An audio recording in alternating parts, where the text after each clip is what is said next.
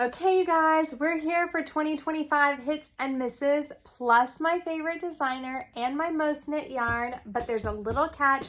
I'm doing it all in under 30 minutes and only one take. So meet me back here right after my favorite knitting memories of the year.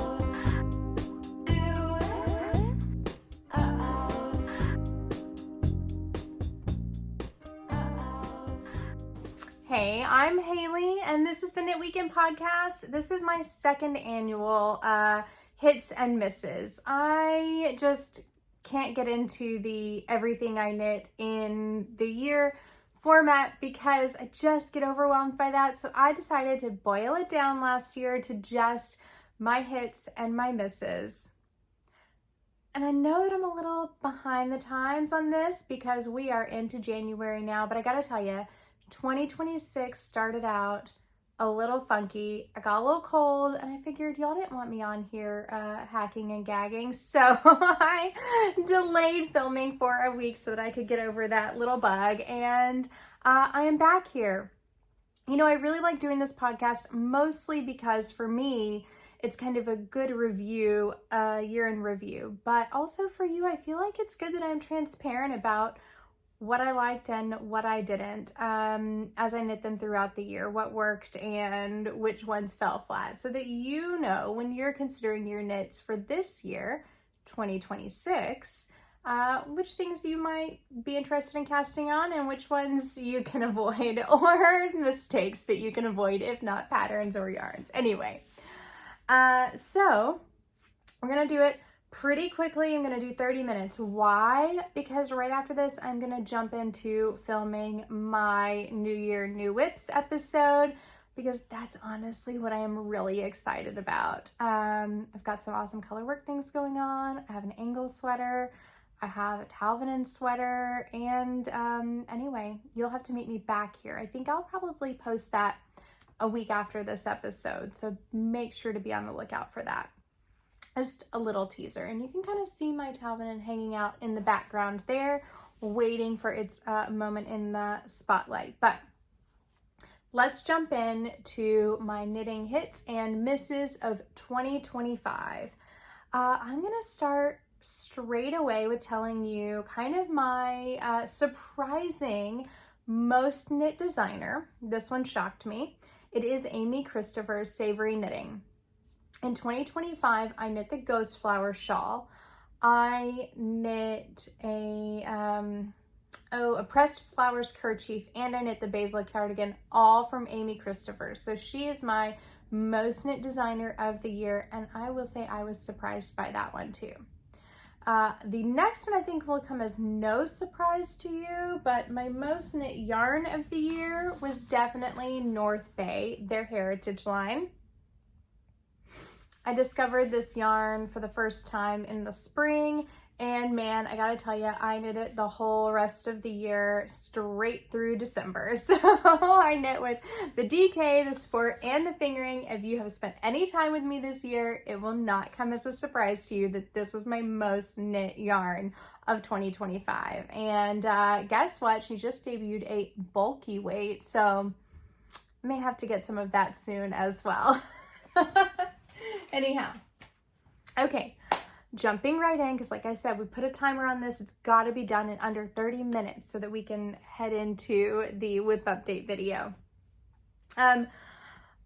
These actually, I think, are going to be in chronological order, not necessarily intentionally. It's just kind of the way that it has worked out, except I'm going to save the shawl project for last, my most knit shawl. So I picked 5, 1, 2, 3, 4, 5. Yes, I stuck to 5 of my hits for the year.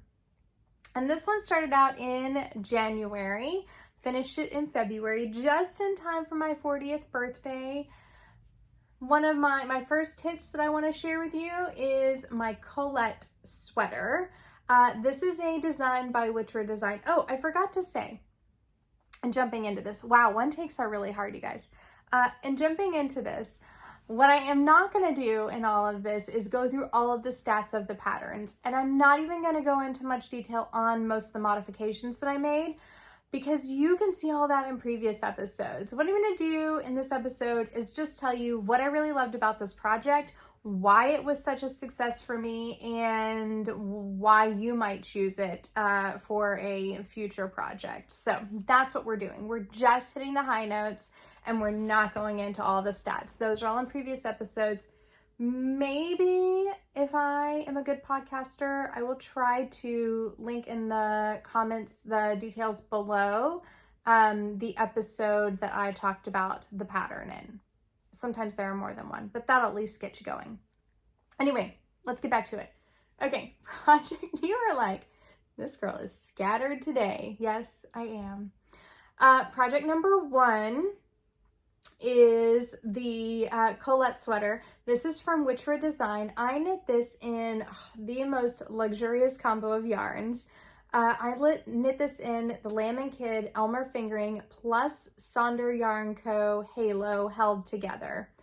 And you guys, it has been just divine, and it has held up so well. I have worn this straight from February. I wore it for the first time on my 40th birthday, and then I have worn it straight through, only taking the highest part of the summer off of this one, and look how well it has worn. The pilling is non-existent, which is surprising because it is so soft, but I guess that halo really has provided some protection and guarded against the pilling. So this one, I think one of the reasons why I love it so much, frankly, is that I went out on a limb and did this magnificent bishop sleeve.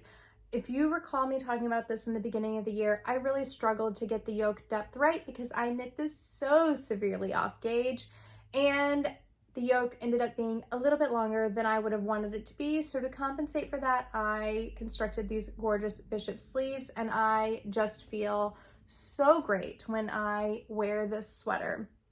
So I think that's one of the main reasons why, that and just the luxurious nature of the yarn, that it has ended up on my hits list for this year. You would like this pattern if you like an interesting shoulder construction. It is a contiguous shoulder construction, which is one of my favorites, and it always has a fabulous fit in every pattern that I've used that shoulder construction on. So if you do like a contiguous shoulder, I do recommend the Colette sweater. Or tee. Actually, you know what? I lied to you. This is the Colette tee because I owned the pattern already. Just knit severely off gauge. Actually, the gauge is the same as what the Colette sweater is. So my advice to you, just pick the one that has the closer gauge to the one that you're thinking about, or to what you're thinking about using, and don't make yourself crazy trying to retrofit the gauge like I did. But anyway, yeah, really love that pattern, and I think this is actually the second or third time that I have knit that pattern. Now, it is a Nordic pattern, so what that means is it does not hold your hand. So you have to kind of be willing to read between the lines, maybe improvise a little bit, or just go with your gut on what you think the designer is trying to tell you. All right, moving right along. The next hit of 2025, this color might be a little familiar to you actually, is my Hackett sweater. This, and by the way, I'm gonna put the designer name and all of that down in the details below, because I just realized that I did not look up the designer name to remind myself before I talked about this one. nor the next one. So I'm just a girl in front of a camera who you may or may not choose to listen to while you do other things. Anyway, the Hackett sweater, and this is knit in, again, the Lamb and Kid Elmer fingering held with Sonder Yarn Co. Halo. Also, Sonder Yarn Co. Sunday morning fingering, 4-ply fingering with the halo. So that is, it's again like a pretty lovely combination. I had one skein of the Sonder 4-ply in stash and one skein of the halo in this like color, so I decided just to give it a go. What I love about this sweater, personally, the whole sweater altogether, it's a crowd pleaser, and I think it's one of those where I just kind of went with my gut, decided to give it a go, even though it's not something that I would have normally done, and I knit it all up in a week and a half, so it was just a really great quick project. The sweater pattern is very cool. It's a knit at a 17 stitch gauge, I believe, and the Hackett sweater is made for people who want to improvise. So if you are comfortable with the basic construction and you're ready to just kind of stretch your legs and come up with some other ideas of ways that you can modify or improvise on your sweaters, then the Hackett pattern is a great one for you to do that with. I think a few years ago, you might recall there was a pattern called the Resource Raglan. I don't know.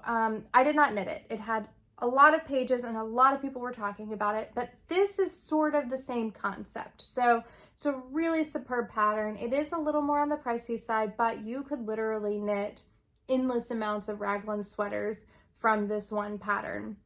So I definitely recommend it to you. They have modifications for texture, for cables, sleeve modifications, which actually I just chose my own adventure on the sleeve, mostly because I was running out of yarn.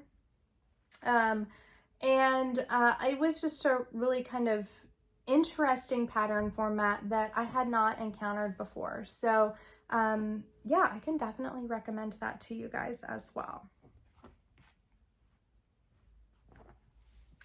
All right, the next one, the other surprising thing for 2025 for me is that I fell head over heels for vests.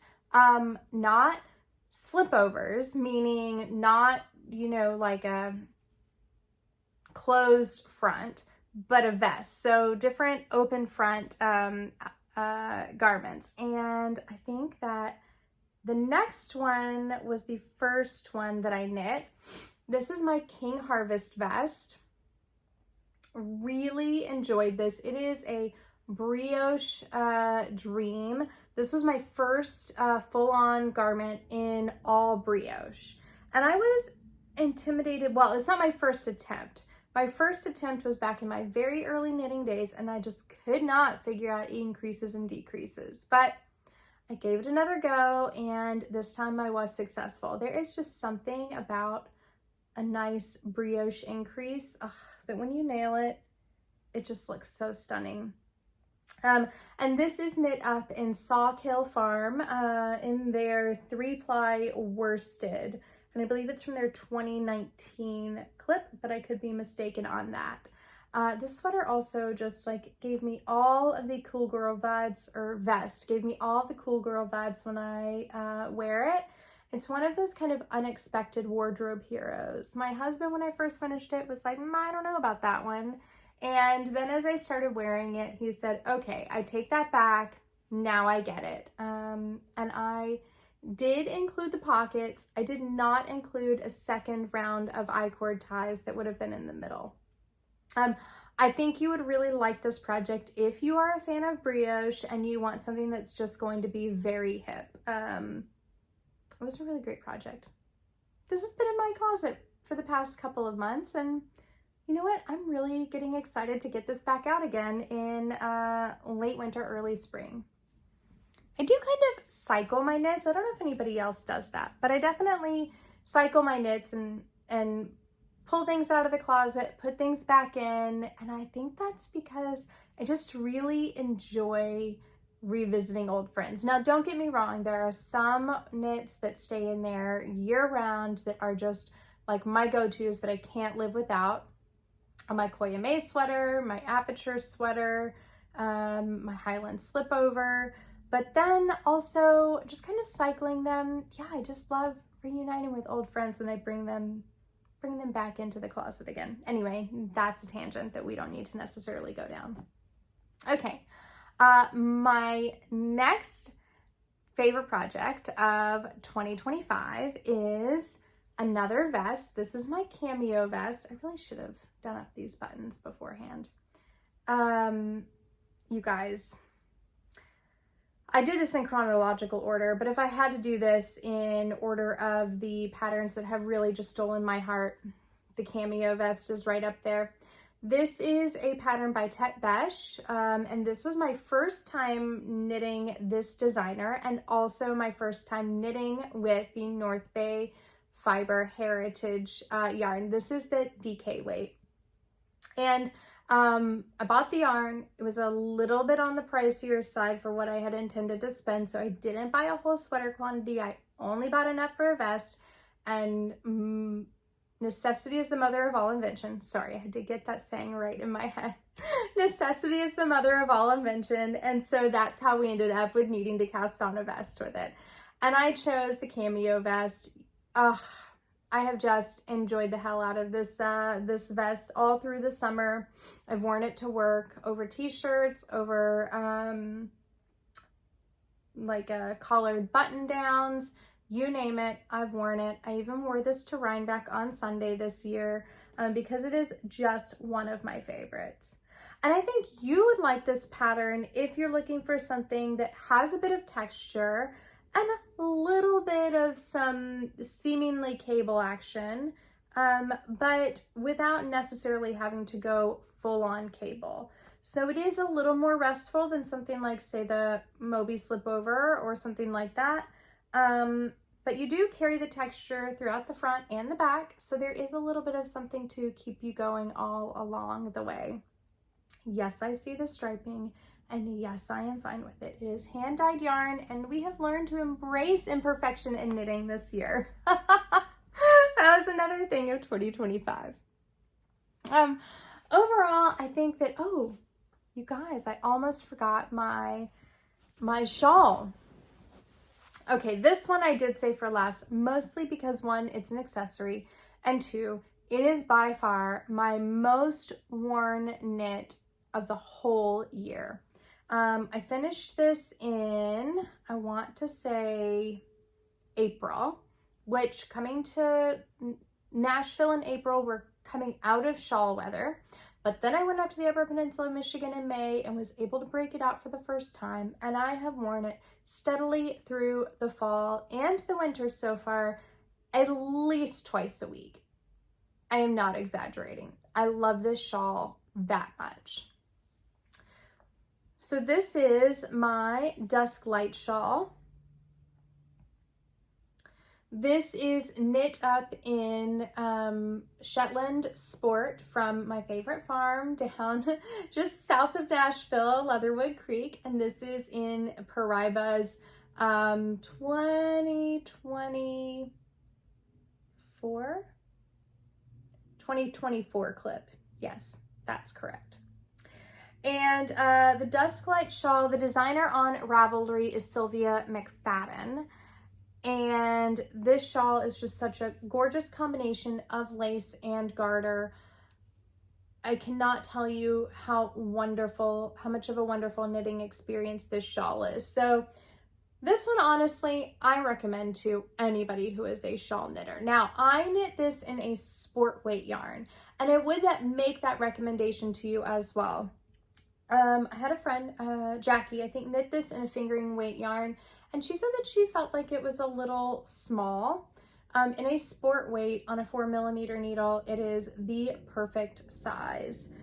So highly recommend this pattern, and you know I recommend the yarn, and the combination of the two together has just made this one of my favorite things to kind of drape around me.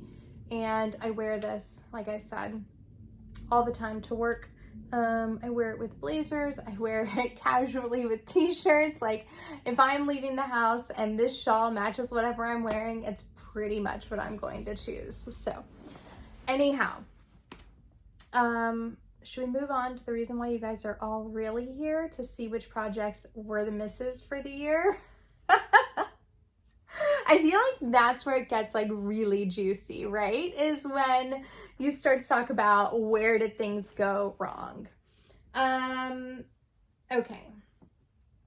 I have two that are really disappointing. One that I knew was a miss while I was knitting it and I just decided to carry on anyway.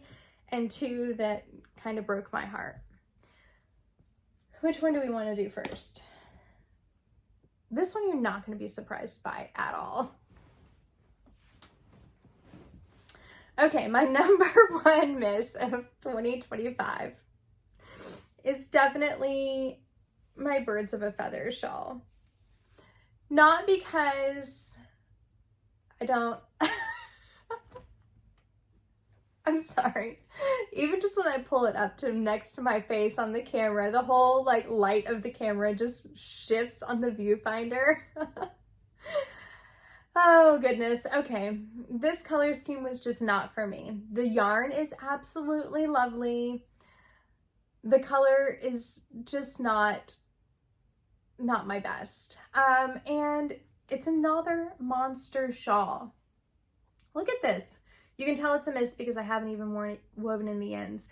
And you may recall that I said this was gonna be a birthday gift for a cousin. Well, I have not seen that cousin outside of Christmas, family Christmas parties. So that is why I still have this shawl. It is determined not to leave me.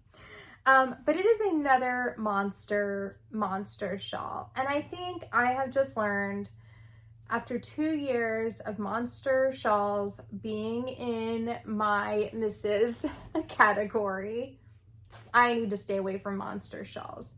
Unless I am actually intending to knit them for somebody else and I am just okay with the fact that I'm going to spend 4 months working on something that then I will never be wearing.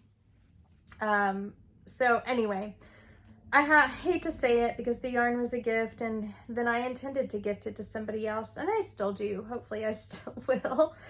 But yeah, the Birds of a Feather was just a miss. Also, I really didn't enjoy at least the first half of it. Not the first half, but the first little bit of it, because I found it fiddly to have to move the stitch marker just so frequently in the beginning of the project. I will say as the project went on, it became like a more comforting kind of garter project, which is fine, which I love. But yeah, I don't think I would knit this again for so many reasons.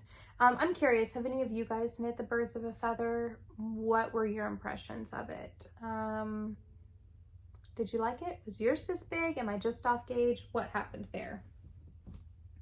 All right, let's see. Sorry, I should have picked these all up at once instead of having them on the floor. The next project I don't actually think that you've seen. So this is something that I convinced some friends after National Yarn Fest to knit with me.